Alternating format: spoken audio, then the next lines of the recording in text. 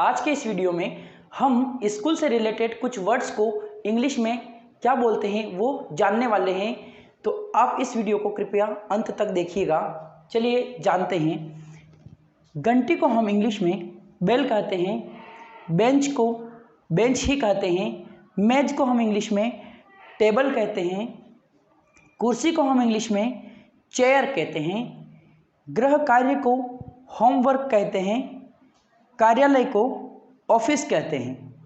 पुस्तकालय को इंग्लिश में लाइब्रेरी कहते हैं। चपरासी को इंग्लिश में पियोन कहते हैं। डेस्क को डेस्क ही कहते हैं। प्रधानाध्यापक को हम इंग्लिश में हेडमास्टर कहते हैं। प्रधानाचार्य भी कहा जाता है इन्हें। कक्षा अध्यापक को इंग्लिश में क्लास टीचर कहते हैं। अध्यापक को इंग्लिश में टीचर कहते हैं। और श्यामपट्ट को हम इंग्लिश में ब्लैक बोर्ड कहते हैं। जो आपके सामने भी हैं ये तो वाइट बोर्ड है।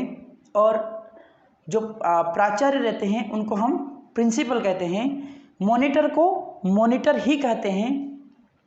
और जो टाइम टेबल रहता है, हम अधिकतर हिंदी इसका यूज़ नहीं करते हैं, लेकिन समय विभाग चक्र कहते हैं हम हिंदी में। टाइम टेबल तो इंग्लिश वर्ड हैं। हम बहुत सी बार हमें इसका हिंदी नहीं पता है बहुत सारे लोगों को। और खेल का जो मैदान रहता है उसे प्लेग्राउंड कहते हैं।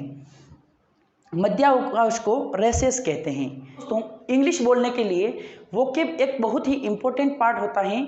हमारी वोकेब हमें मजबूत बनानी होगी और हम जिस फील्ड से रिलेटेड हैं उसकी हमें वोकेब जाननी होगी।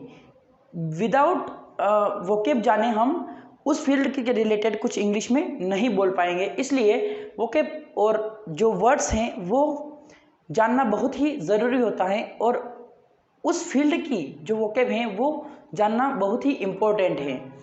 आई hope you have learn something from this video and don't forget to subscribe this channel. I will upload everything related spoken English on this channel, so please subscribe this channel.